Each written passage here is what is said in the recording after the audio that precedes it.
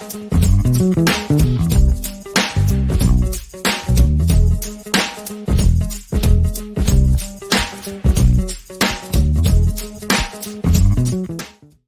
be continued. 3 little words that hold the secret to the next great story. 3 words that will thrill you, confound you, give life to new possibilities. Every variation of To Be Continued is a promise of adventure, a promise of excitement, a promise of unseen wonders and unexplored worlds. A promise that every issue you read makes you a part of a never-ending journey, and behind every page there will be an unopened door waiting for you. This story to be continued at your local comic book shop today. Visit comicshoplocator.com today.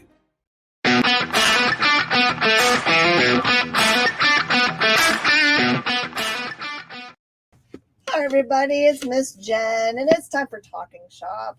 We've got a really special guest today. I'm excited because this is a book I've been wanting to read for a long time called Night of the Cadillacs, coming out from my friends at Scout. This is Sean DeMott. Hello. You know what's so funny? I'm going to tell you right away because we had this whole discussion. When we got forwarded your name, it was put as Sean with an E at the end and then DeMott. As a totally separate name. And I looked it up. I was like, that person doesn't exist in the world. Well, so the E stands for Eric. That's my middle initial. So since I was a kid, if I got in trouble, my mom would go, Sean Eric. She'd call me by my whole name, right? That's what I knew I was in trouble. And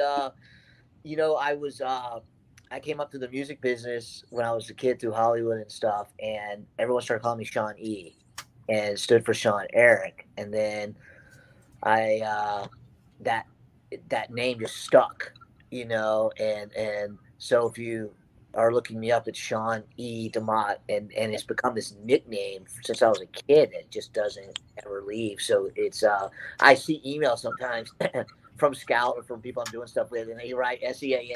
Like, no, that's not how you do it. And I don't have the energy to say, hey, you're not right. I just let it go, and I just kind of go with it, even though it doesn't.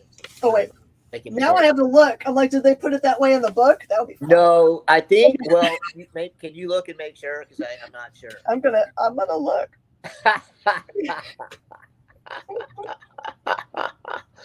They did it right. You're all good. Woo! Oh, that's hilarious. So I went back and looked, and it looks like from your IMDb that you've got your hand in the film industry goes back really far, but it started out on the music end of things. So yeah. Were you like writing soundtracks really early? Well, I don't want to bore you too bad, but yeah, I mean, I was playing the Whiskey and the Roxy and stuff when I was a kid. I was probably 18, some of the places I don't even think I was old enough to be in there, playing. And I was in a bunch of bands, and we toured. I toured with a lot of punk bands, and I used to tour with Slayer and Slipknot and Stone Temple Pilots. And I was a musician for years and put out records and stuff. And then I switched over to A&R. I loved finding stuff new. Like, I loved, hey, there's this band called Korn, and there's only 10 people there, but I think they're pretty good, and let me make a phone call, and yeah. I have a million of those stories. We used to play with Sublime at skate parks and stuff, and no one could really attract more than 20 people, so I really liked the energy of running into musicians that were like, dude, check out my demo, or do you know anybody that Capitol Records, like that whole thing. And I ended up doing that professionally. I was an A&R guy for years at multiple labels. I was at Universal, and then somewhere I had a real job in the music business, and I get this phone call, and it was to be a consultant on this movie called Repo, the Genetic Opera, which is a musical. And that's an awesome movie. Yeah, so like I was like, "What is it?" And they were like, "Come over to this studio and meet." So there's a guy who's a really famous star in Japan named Yoshi Japan. Like he had some stake in the movie and was involved, and they were using his. He bought this giant studio where Metallica did the Black Album. He like bought it, and so I go over there. His assistant calls me and goes, "Hey, he wants you to be involved because he wants to make sure it's like cool." And I'm like, "Huh, okay, okay." So I show up over there, and I'm sitting in this conference room with Darren Bousman. He had just done Saw 2 and 3. And then Terrence Zadunik was the creator. He was there. And then there was a bunch of people from Lionsgate, and they were like, "Hey,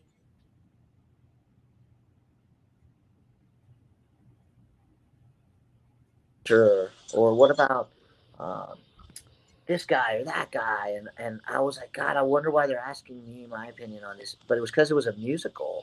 So all these actors had to sing. So I was like, huh. And they were like, what about Dennis Hopper? And I was like, that could be kind of cool. And I remember just being in those meetings. I was like, this is kind of neat, and I think this is maybe a little more interesting than my music business job. And it was such a fun kind of experience. And then I was like, well, I don't know how I can help. Like, what can I do to help? And they were like, well, there's 55 pieces of music. So can you bring a bunch of like recognizable artists to play on across all this movie? And feel free we can shamelessly name drop for marketing too, all these people. And I was like, well, I can probably do that. So I called like the drummer of Korn to play on it. I called the drummer of Jane's Addiction to play on it. And then I had like the bass player of Ozzy come by and play. And then I had a friend of mine who no one knew about yet came by, a guy that goes by Skrillex. He came by and played guitar. No one knew who he was yet. And I was like, he's got something. He's going to be big. My friend Sonny, we should have him come play guitar. And they're like, all right. And then like 2 years later, he turns into Skrillex, and everyone's like, oh, that was that kid that came by and played on our thing. And I'm like, yeah, that was him. So I just I've had the drummer of Black Sabbath come play on. I just loaded it I just opened my Rolodex. And then that was kind of my first experience in being involved in a movie at all. And then I got a call from Darren Bousman a couple of years later, and he was like, dude, you should produce this movie called The Devil's Carnival. And I was like, I don't think I know how that works. I don't even know what that means. And he was like, dude, you put stuff together. You're a hustler. You make stuff happen. You could do it. And I was like, I don't even know. I guess maybe, And then next thing you know, 6 months later, I'm on set with him, and I'm producing Devil's Carnival, and it's just chaos, and everyone's asking me. I got Paul Sorvino and these guys from Sons of Anarchy and all these guys asking me a million questions, and I'm just like, oh, I think we do this. I don't know, maybe.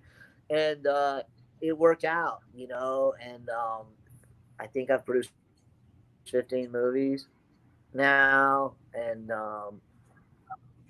I just jumped in head first. If you can't do it right, do it anyway. And I just dove into it. I just dove in, and it was rough, but it's still rough. It's tough. It's really hard to get these projects off the ground. But yeah, here I am. We just wrapped a movie 2 days ago. So we could talk about that some other time or whenever you like. But yeah, that's a large part of what I do every day is develop these movies. So it sounds like you became a producer before you even knew what it really meant to produce a film. What was the biggest thing that you learned about producing this experience? I think, it's like I learned a lot of what not to do as well. I mean, for me, I was putting together a lot of financing. And I think what I learned was like, well, if I'm going to put financing together for third parties and people that I can't control, what if something doesn't go well, or what if there's a wrinkle? There always is. There's never not a problem. There's always, like, unfortunately, there's people fighting over whatever every time, and I think for me it was about controlling my brand. It's about building a brand and controlling it as much as I could. You can't control the weather. You can't really control.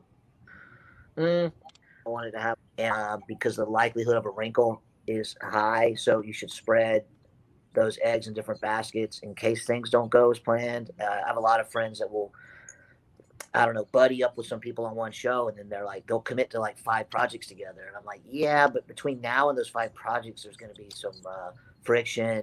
And I've learned to try to keep stuff close to my vest and to spread my projects out. I've become very risk adverse, I think. And I've had a few, I've taken some lumps on some shows where if I had to go back, I was like, God, I would never have done that with those people, or, and then there's wonderful people you meet along the way. I've been really blessed as well.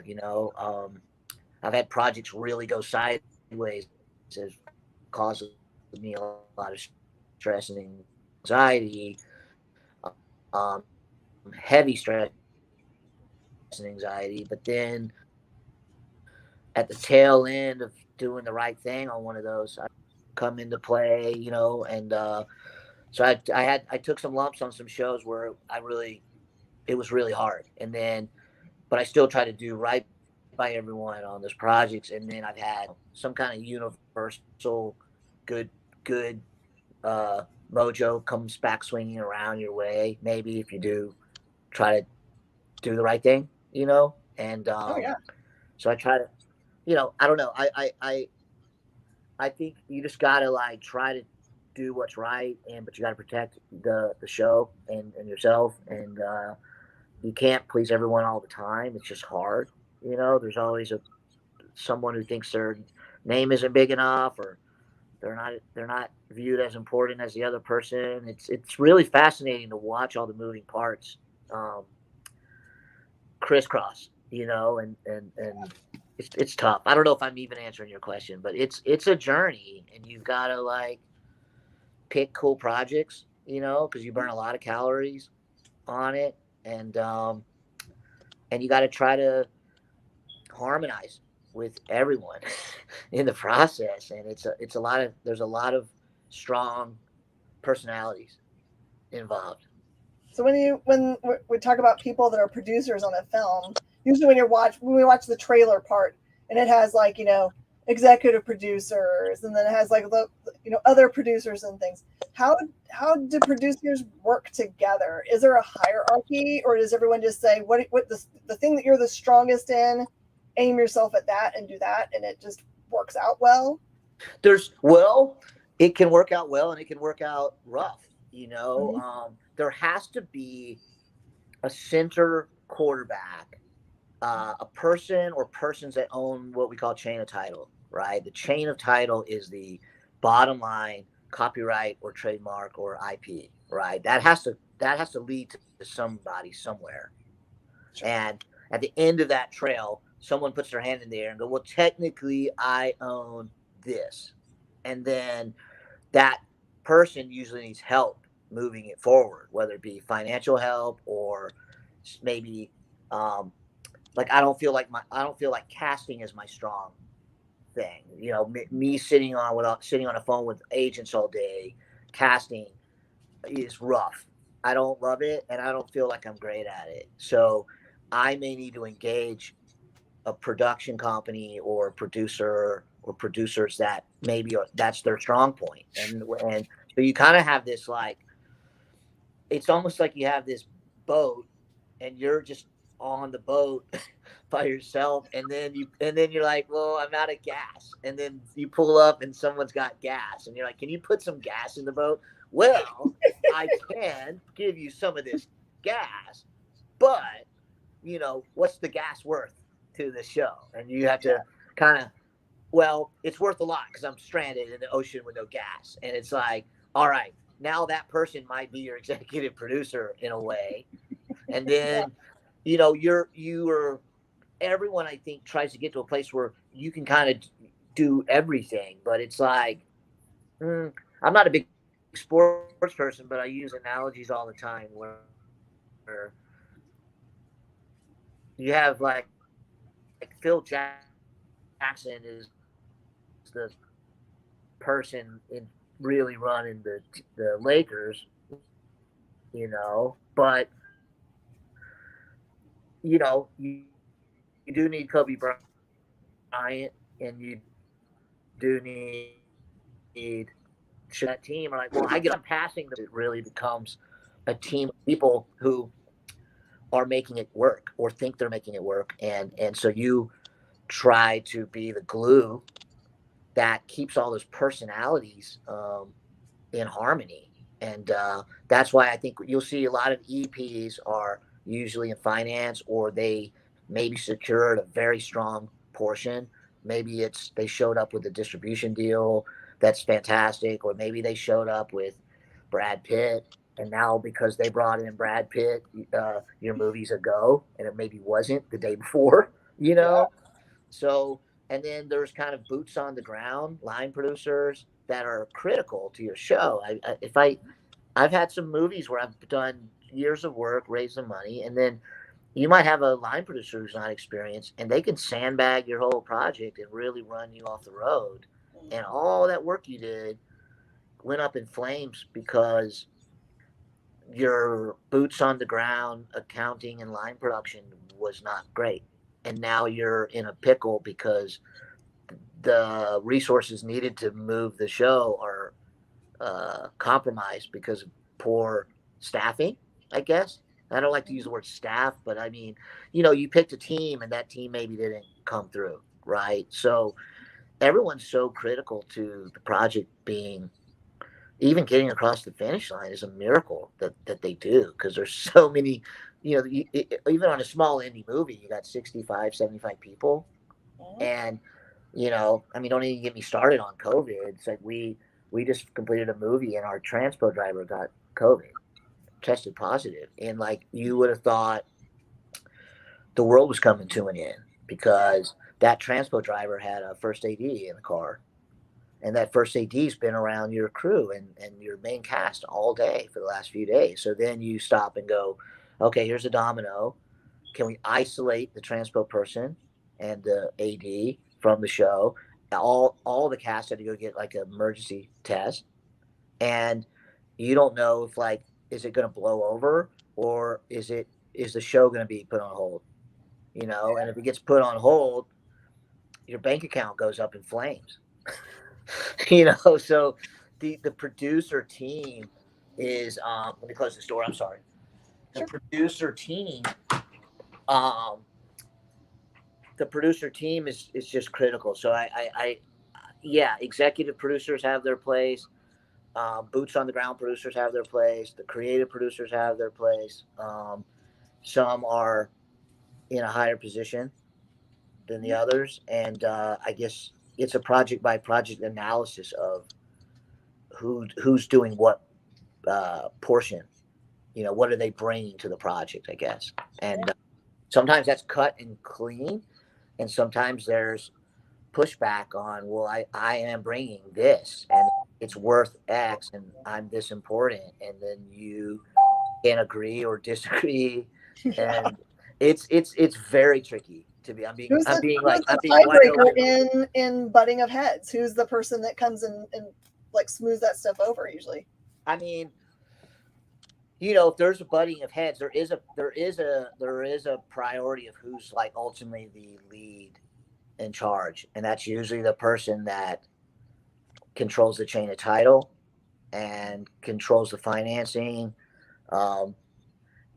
There's usually there's documentation usually that states clearly who is truly a work for hire and brought in, and who is the production itself. And I guess you have a good point, because sometimes 3, 4, 5 people are listed as the partners, and that's when I think you hear about falling outs and lawsuits and push and pull. Is usually when it's a little murky on who is actually in charge. And that's a really good question. You're asking very real, real day to day questions we encounter. So, I, look, there's projects where I can say, "Hey, I'll come work with you guys on this show, and I can be a work for hire, and I'll bring in these things, and we have a clear idea." And then there's projects where you go, "This is really my show, and I want to bring a team around me, but I don't ever want to feel like someone's working for me. I just want to feel like people are working with me." Yeah. And you want to have the spirit of that, I think. And but there has to be, at the end of the day, someone has to be liable for uh, the project and the financial responsibility and the outcome. And then the actors want to know that they worked really hard, and the agents call, and what's going to happen with our movie, and when's it coming out, and my client worked very hard on this movie, and they just, every call comes in, and you have to manage all those expectations. It's I don't think I answered your question at all, but anyway. No, I mean, it's kind of what I had suspected for a long time, kind of just like from like, I mean, everybody now sits through all the end credits, right? Because that's what, there's no telling if there's going to be something special at the end of them. So more than ever, Yeah. people have sat through those giant long lists of people that work on film. So I think more than ever, the questions are like, all of these people have very important roles. Who's in charge of what, and how does it happen? So you're answering it very well. That it Okay. sometimes depends. Right. Yeah. It's never the same, I mean, I think if you have a powerhouse company like, say, a Blumhouse, I think it's not a secret that Jason Blum's probably the boss of everything at all times, if I were to guess. But he still probably is on the phone with Universal, and they're saying, "Hey, we think this, that, and the other thing." And I don't know. I think there's always a person somewhere that's you owe a phone call to, or even if it's out of common courtesy and respect, even if it's not contractual, you kind of, if people are putting their time and money and energy into something, I think, have a courtesy to communicate with them, good or bad, and I think even, I think on multiple tiers. I think it's above the line. I think it's below the line. I think it's with the distribution. I just, people are putting their life into something, and you need to have a open line of communication, I think, with everybody. Oh, yeah. So it's clear that you're a very creative person, and you have been for a long time, coming out of music, and then now producing and doing lots of cool film projects. We're here to talk about comics a little bit, although Yeah. I love the other stuff. I see that is Hot Valley Days and Cocaine Nights the first foray into comic books for you? It is, and it's so funny. I'm not a comic book aficionado, so I don't want to ever look like a poser or a tourist zigzagging through the comic book industry. Oh, he's a movie producer just popping by. I mean, it's so funny. When my mom passed away, she saved all my stuff from when I was a kid, and my brother sent me all these boxes of stuff that she had saved. I didn't realize she had organized and saved my stuff that way, and they were all up in the attic. And it's like saved everything. It's really wild. And so I started digging through those boxes, and there's all my old comic books from like 5th grade. I have them, and she saved all of them. It's so wild. And I have them at my house now. And some of them say 10 cents, 15 cents, and I saw some the other day. I was like, wow, those are my Avengers comic books from like 6th grade, and I'm so stoked I have them. I can read them right now. It's really wild. And so I was into them when I was a kid for a few years. And I think I bought a guitar, and then I shifted everything into that, and I, this story of Hot Valley Days, I met those people when I was a kid in the valley, and there were these crazy drug dealers and Colombians, and it was, I would be sleeping on this couch of this lady that let me live in her living room when I was a kid, and like these huge rock stars would be like in my living room, like I would be on my couch at 2 a.m, and all these like big 80s glam rock stars would be like standing in my kitchen. And I would just be like, that's Yngwie Malmsteen on my couch playing my fucking guitar right now. You know, and, and, and some dudes from the Ozzy Osbourne band and all these guys were just like in and out of my pad. And it was like they were like, there was all these drug deals going on. And I kept in, everyone got arrested and went to jail for a long time. And then the one lady that I stayed close with who took me in, she I kept in touch with her, and then years and years and years later I went to visit her out in Vegas. I said, do you know that story is completely insane? And she's like, yeah, it's pretty wild. I go, no, you hitchhiked from 15 years old from Ohio to LA at 15 and became like this giant cartel dealer in the middle of Harriman. I go, it's bananas. And she's like, yeah, I guess so. I'm like, no. It's absolutely insane. I want the rights to it, and I'm going to do something with it. And I had gone out to Malibu to meet with some publishers about Night of the Cadillacs. And I walked in with all my stuff. I had like custom boxes and hoodies and shirts. I had all these prototypes. And I met with them, and they were like, we had a meeting and it was cool, but it wasn't lightning in a bottle. I didn't feel like there was a connection there. Okay. And I was like, super great to meet you guys. I'm going to get going. And one of the guys walked me to the elevator. And I was like, hey, man, like, what are you looking for?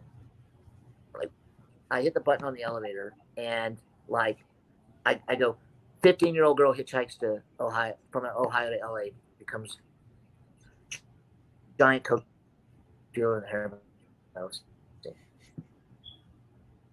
They go, oh my God, is that real? Totally real. And I have the rights. And they're like, call us in an hour, and that's, I swear to God, like that really happened just like that.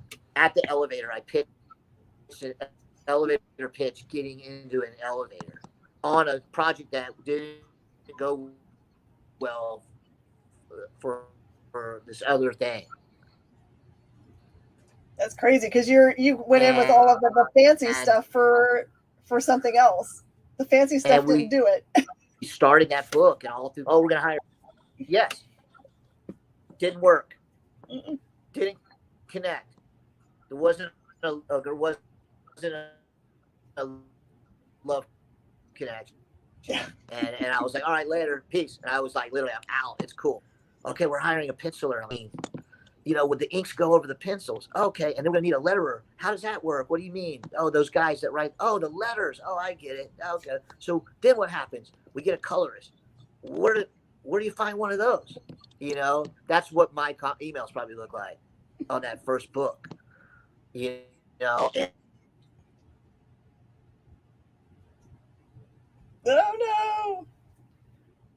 It's gone black. Hopefully we'll see Sean come back. Sean,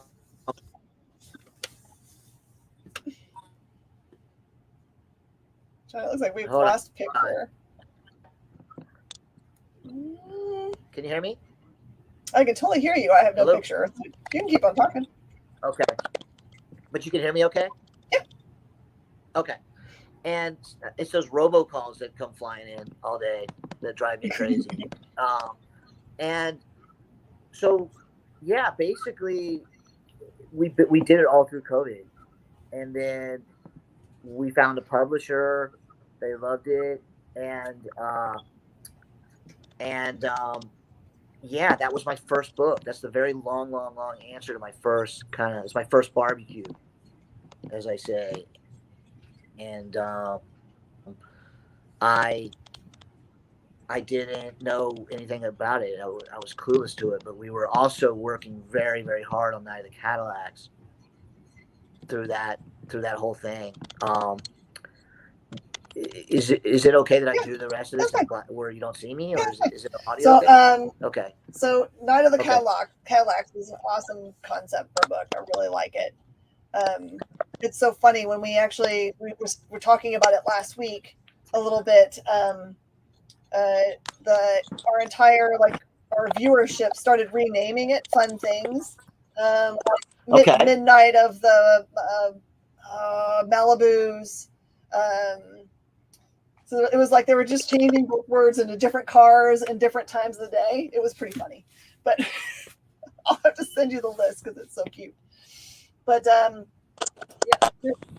there's some really cool variants out there for the book. This foil is killer. Oh my gosh, that's so cool looking.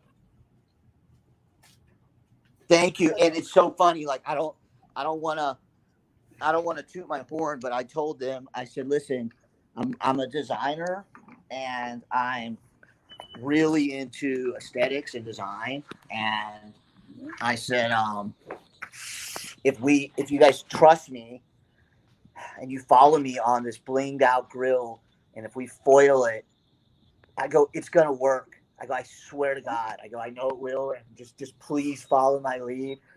And I go, I kind of want it to look like an '80s adult magazine at like the liquor store in high school. and I go, and I go, it's got to look really like sketchy, and I want it to be kind of gnarly. And we spoke later on, and they were like, dude, that thing is like already gone. Like they're completely sold out. You can't get them. They're absolutely like hard to get. And I was like, whew, I'm glad I wasn't just talking hot air. I wish I could show the middle spread with the giant picture that says hope on it. Yeah. I'm not allowed till Wednesday, but the art is amazing in it. So usually you're in movie production, so you know how this works. What is the trailer pitch? Like the one sentence, like what is it?